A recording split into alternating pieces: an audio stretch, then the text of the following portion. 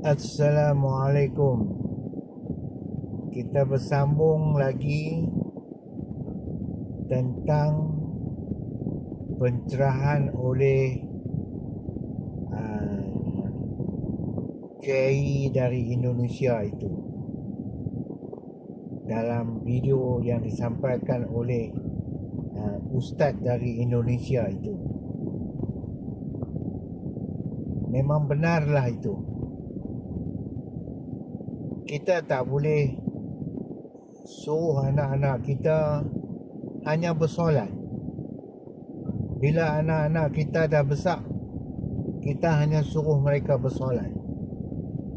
Ajak mereka bersolat, ajak mereka berpuasa. Tetapi kita tak ajak pun mereka tentang Allah Ta'ala. Nak faham tentang Allah Ta'ala, kena ajak dua kalimah syahadah. Nabi Muhammad pun sebaik saja dia dilantik menjadi Rasul, dia menyampaikan kepahaman dua kalimah syahadah. Nabi Ibrahim pun menyampaikan dua kalimah syahadah dulu kepada anaknya Nabi Ismail. Kita di hari ini memang terlepas pandang, memang tak kisah pun nak bagi kepahaman dua kalimah syahadah. Walhal dua kalimah syahadah tu rukun Islam yang pertama. Kenapakah kita asyik menumpukan rukun Islam yang kedua, yang ketiga, yang keempat, yang kelima, dan kita tak mengambil kepahaman dengan rukun Islam yang pertama? Kenapa? Apa jadi dengan kita di hari ini? Itulah tergelincirnya kita, yang Nabi kata 73 gulungan selepas dia wafat. Hanya satu gulungan sahaja yang betul, yang benar. Yang benar tu yang mana? Yang memegang kepada dua kalimah syahadah itulah yang benar.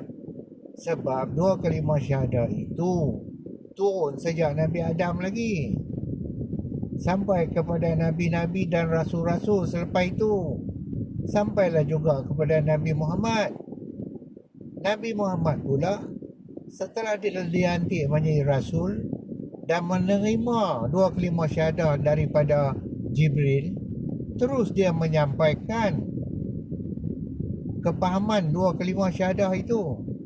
Sebab lafaz dua kalimah syahadah itu mesti dilafaz dengan faham. Kenapa? Kenapa begitu? Sebab dua kalimah syahadah itu membawa kita kepada penghujung pelajaran dua kalimah syahadah itu, membawa kita kepada kenal Allah Ta'ala. Bukan saja kenal Allah Ta'ala, kenal diri kita. Siapa diri kita? Apa dia daya upaya yang ada kat kita? Kita sedar apabila kita belajar dua kalimah syahadah dengan membuat penyaksian terlebih dulu, maka datanglah kesedaran kepada kita. Kesedaran tu apa dia? Oh, rupa-rupanya aku ni tak ada daya upaya. Kesedaran itulah yang diperlukan oleh Nabi Muhammad hingga dia menyampaikan dua kalimah syahadah tu. Bila kita menyaksi, maka sedarlah kita. Oh, daya upaya ni bukan aku punya. Terang, jelas, terbukti jelas. Dengan jelasnya setelah dibuat penyaksian, hingga kan kita nampak daya upaya kita tu menjadi Tuhan kepada kita. Maka kita kena mentiadakan Tuhan tu. Setelah kita mentiadakan Tuhan tu, barulah melainkan Allah illallah. Jadi selama ni kita ingat kita yang berkuasa. Kita lah buat itu, kita buat ini. Jadi kuasa kita lah menjadi Tuhan kepada kita. Daya upaya kita tu menjadi Tuhan kepada kita. Oleh itu disuruh mentiadakan Tuhan tu. Setelah mentiadakan Tuhan tu, barulah kita tahu bahawasanya ayat la haula wala quwwata illa billah tu benar. Benar di atas kepahaman dengan ilmu. Bukan setakat duk kata ya la haula wala quwwata illa billah. Bukan setakat duk kata sahaja asyhadu an la ilaha illallah wa asyhadu anna muhammadar rasulullah. Bukan macam tu. Dia mesti kata dengan kepahaman. Allah pun murka kalau kita bercakap benda yang kita tak faham, kita tak ada ilmu. Allah murka. Jadi bila kita dah faham, kita dah sedar daya upaya yang ada dekat kita tu rupanya bukan kita punya. Di mana yang kita sedar tu daripada penyaksian tu. Setelah kita menyaksi, maka kita pun mengakulah. Di mana yang kita mengaku tu? La ilaha illallah tu lah. Tiada Tuhan melainkan Allah tu. Itulah akuan kita. Jadi setelah kita mengaku, layaklah kita menggunakan layak upaya itu untuk mengerjakan solat, untuk berpuasa, untuk mengeluarkan zakat, mengerjakan haji. Semua tu nak kena pakai daya upaya. Barulah daya upaya yang kita nak guna untuk beribadat itu dalam keredaan Allah Ta'ala.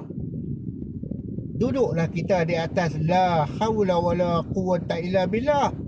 Baru layak menggunakan daya upaya untuk bersolat. Janganlah pergi bersolat dulu. Pergi bersolat dulu seolah-olah apa? Seolah-olah daya upaya kita menggunakan daya upaya kita sendiri untuk mengerjakan solat.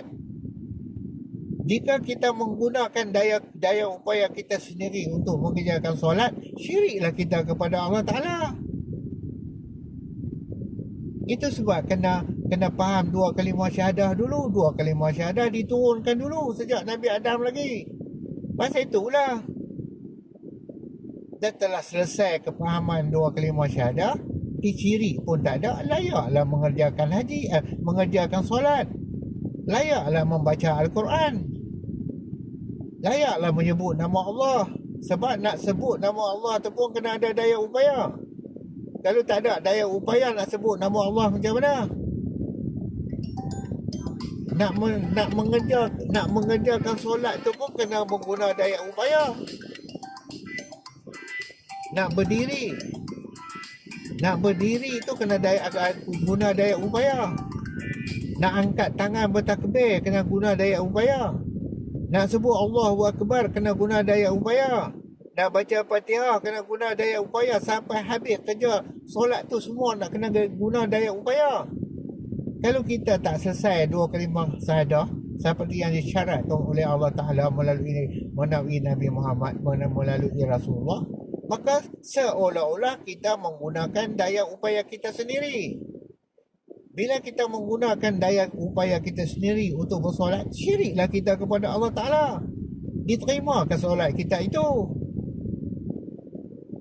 Sedarlah bahawasanya ajarlah anak-anak kita memahami dulu dua kalimah syahadah.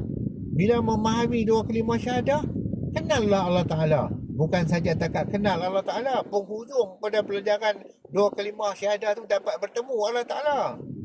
Bukan bertemu dengan mata basar, bertemu dengan ilmu. Ilmu dua kalimah syahadah tu membawa kita bertemu dengan Allah Ta'ala. Itu keadaannya.